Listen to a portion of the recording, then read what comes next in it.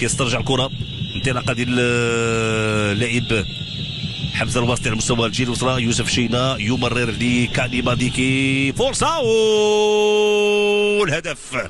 هدف تعادل لفائده فريق اتحاد طنجة بواسطه السنغالي كاني ماديكي. يسدد كره ارضيه تعانق شباك الحارس احمد رضا التاغناوتي الذي لم يتمكن من ابعاد الكره، وهدف تعادل لفائده فريق اتحاد طنجة الذي يتمكن من العوده في النتيجه تقريبا ثواني قليله على نهايه الوقت الاصلي. وقلت بان المباراه ما كتنتهي الا بالصافره ديال الحكم، وهذا ما كان. وهذا يعني رده فعل ديال فريق اتحاد طنجة كانت قويه وكانت بهذا الشكل. يوسف شينا كان هناك كنقول من الارتخاء على مستوى الدفاع ديال فريق المغرب الفاسي. استغلوا السنغالي كاني ماديكي بتسديده لا تصد ولا ترد، كره ارضيه.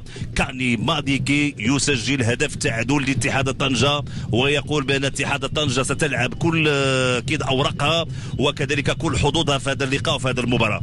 ماديكي يسجل هدف تعادل لفائده اتحاد طنجة في الانفاس الاخيره من الوقت الاصلي لهذا اللقاء ولهذه المباراه.